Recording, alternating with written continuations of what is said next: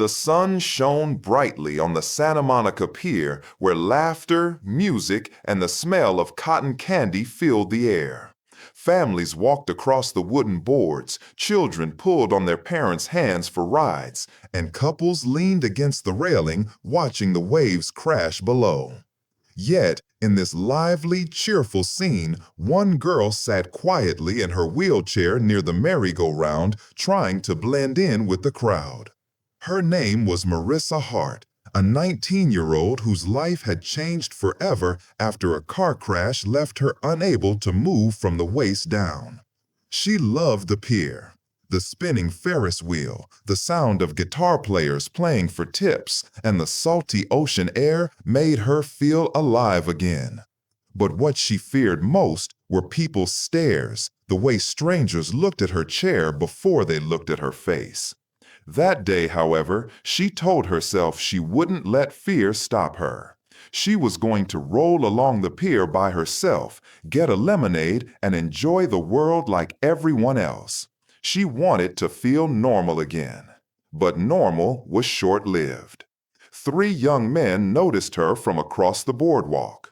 They were loud, showing off, and clearly trying to draw attention. One wore a flowered shirt with his chest puffed out, tattoos going down his arms. The other 2 wore old denim vests. They had been pushing each other, joking rudely, but when their eyes landed on Marissa, their grins grew meaner.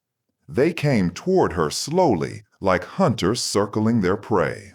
One of them leaned close and sneered. "Move, cripple." The words cut through her like a knife. Marissa froze.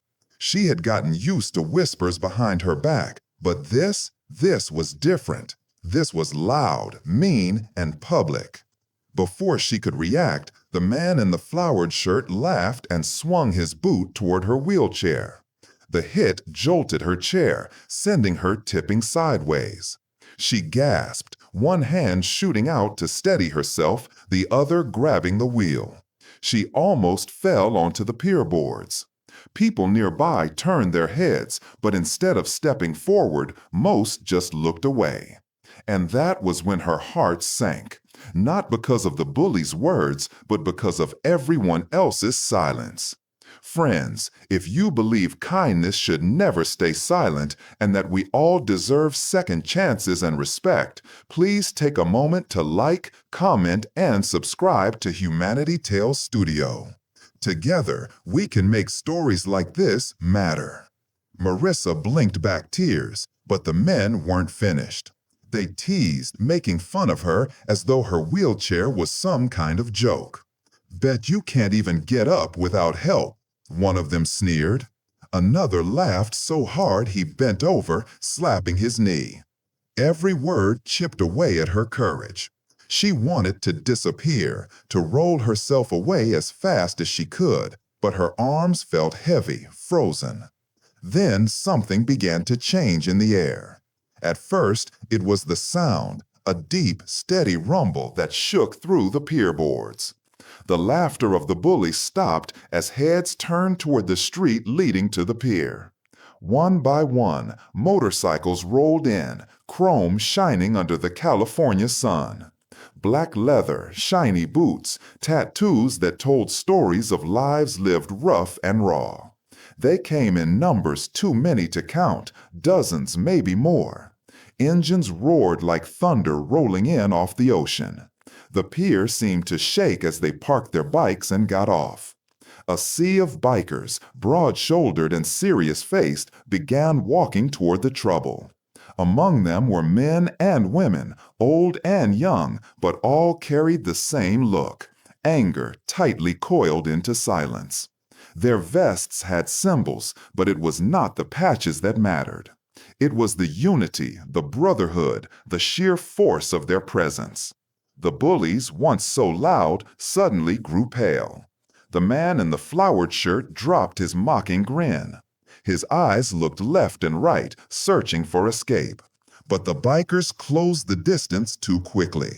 The boardwalk crowd had grown quiet, all eyes now fixed on the scene happening. The once busy pier felt like the stage of a movie. Marissa's breath caught in her throat. She had never seen anything like it. A wall of leather and steel came closer, their boots hitting the wood together. The leader, a tall man with a silver beard and calm but angry eyes, stepped forward until he was just a few feet away from the bullies. Without a word, he folded his arms, his stare so sharp it could cut through bone. Behind him, the rest of the bikers spread out, forming an unbreakable wall around Marissa. The bullies moved backward, suddenly so small, their toughness disappearing in the face of this silent army. No one laid a hand on them, but the message was clear. You will not touch her again. Marissa could feel her pulse racing in her ears. For the first time since the crash, she didn't feel small or pitied or weak. She felt protected, important. She felt seen.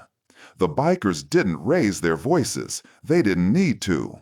Their presence alone was enough to change the balance of power. The pier, once filled with cruel laughter, now buzzed with wonder. People who had turned away earlier now stared wide-eyed, some even lifting their phones to record. The bullies, realizing they had become the bad guys of their own show, stumbled away, their shoulders hunched, saying curses under their breath. And then the most incredible thing happened. The leader turned to Marissa, his stern look softening. He bent down slightly so he could meet her eyes at her level. "You're safe now," he said gently. His voice was low, rough, yet filled with kindness.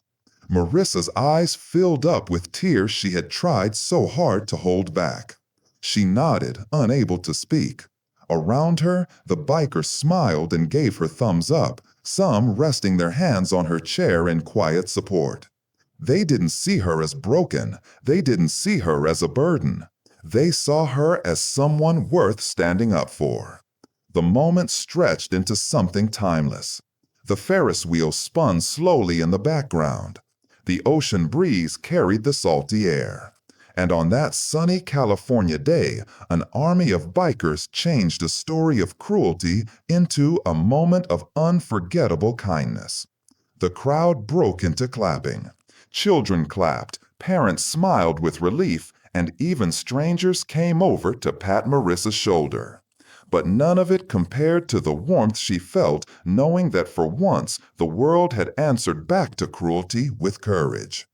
In the days that followed, Marissa's story spread beyond the pier. Videos posted online showed the exact moment when the bikers surrounded her, and soon it became a viral symbol of protection and kindness. People across the world commented, sharing their own stories of times when someone had stood up for them or when they had failed to stand up for someone else. The story became more than hers. It became a reminder of what humanity could look like at its best. Before we end, I have one special request.